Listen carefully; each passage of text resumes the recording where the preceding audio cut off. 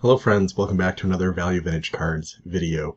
This will be another in the series of the 4 cool cards concept and idea that I've been rolling out here. So this one I'm going to focus on some oversized items.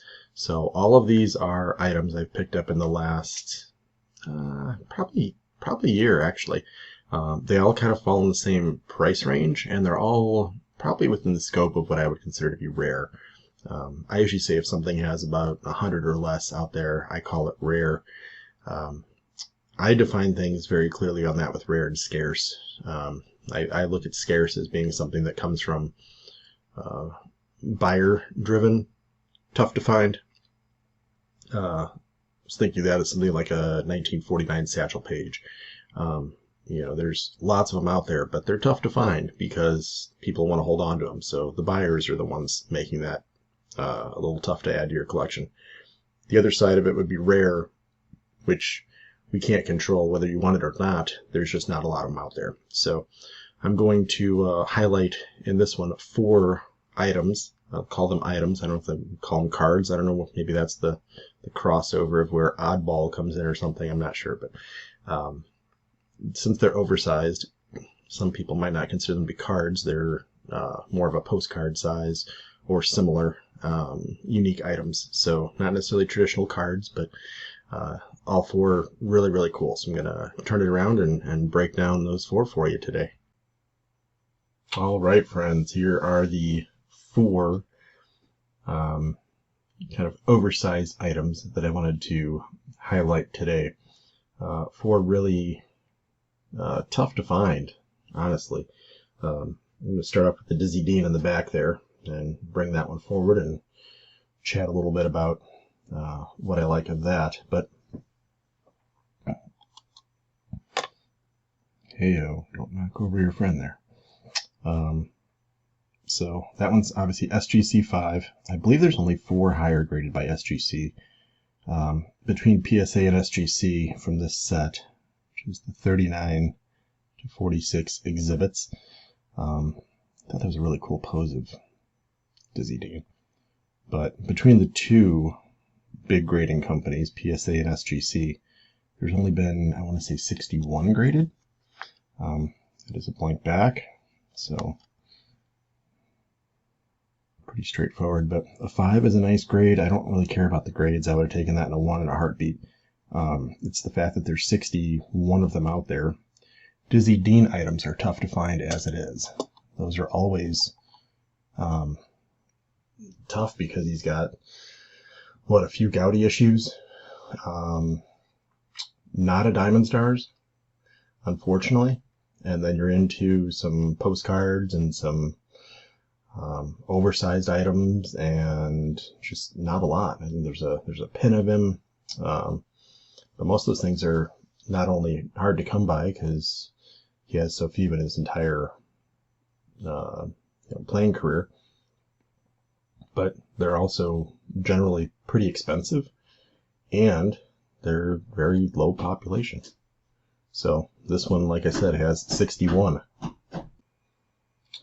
So Dizzy Dean, obviously a fun one to add to the collection. I've only got a few items of him because he is such a tough one to collect. The card next to that is a postcard.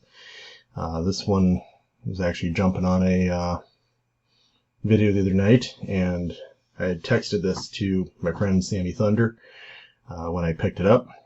This is one that he's had in his collection, and I've been extremely jealous and envious that he snagged one and has had it. I actually talked to him at Strongsville about it. I don't know if he remembers that. But I asked him about it, and he actually, in that discussion, he said from his research and what he had seen, he thought this was a very tough one to fake. It's not a highly desired item, so the odds of it being a reprint or counterfeit, if you saw it ungraded, was probably pretty low. I think PSA has only seen maybe 30 some, and I have not seen SGC having that in their population report. So let me take a closer look. There are several of these in really nice shape, and I know there's been at least one that sold that was autographed, which is even way more awesome. It is from 1967, though. So that is, a rookie-ish, rookie year, super cool Tom Seaver. So I was able to pick this thing up ungraded. The front, the image of it, everything pretty darn good. I will show you why it's probably not ever going to grade well. It'll be a 1 or A or whatever they would slap on that. They don't really care. I don't think it's not real, but it's got some tape at the top there. Not sure if that shows up well enough, but right below Tom Seaver, you've got some staining and marking from tape. So rest of it pretty good. And some of these have Mets logos, some don't. So I think his does and mine doesn't. So between the two of us, we have the two varieties, which is kind of cool too. But that is the Seaver edition. I would say that that's solid enough. Very happy to have that. Super cool addition to the collection. Next, let's go over here. Stay back row. I guess the order I'm doing this is actually in order of rareness and scarcity. These Topps pinups are really tough. I was surprised how many of these are actually graded quite a bit higher than this. But this one is a 1. None of them are cheap. Total population for PSA of this is 15. Again, I don't know how many of them are out there that are not graded. This one must have been the same source as my Seaver because it's got the same kind of 4-corner wear, which I think whatever's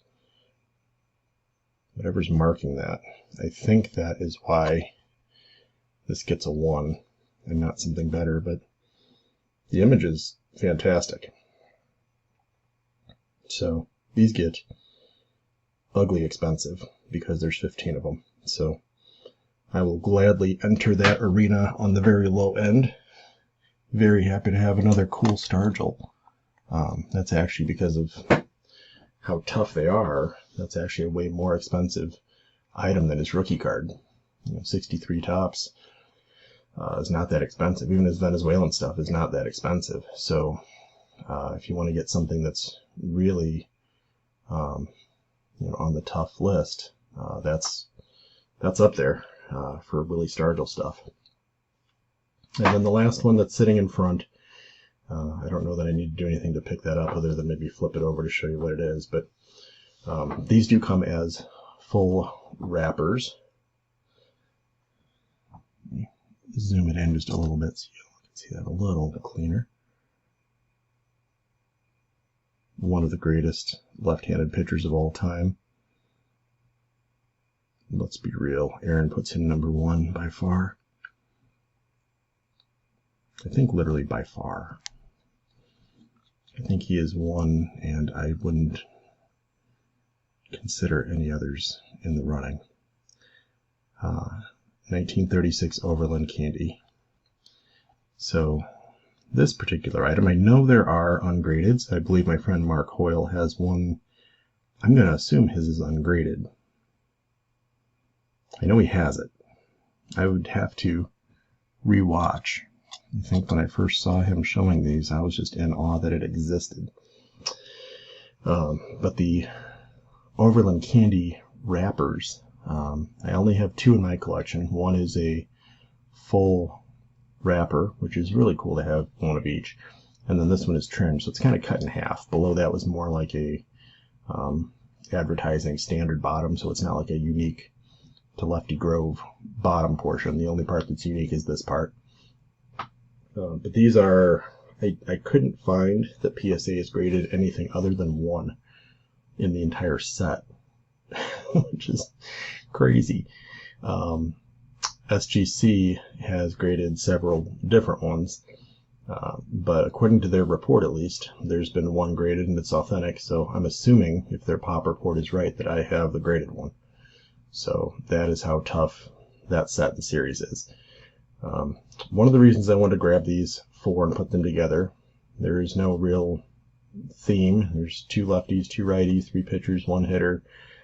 They are all oversized.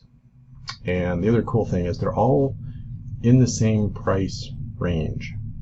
So all of these fell in the, just over 2s to somewhere in the low 3s, maybe mid 3s. I can't remember what Grove ended at, but they're all in that range. So they're all kind of priced similarly, and I kind of like to see things that way. I kind of mentally group things in different ways. Been doing these Mount Rushmore episodes, and it's been a ton of fun to be thinking in terms of like teams or pitchers or positions.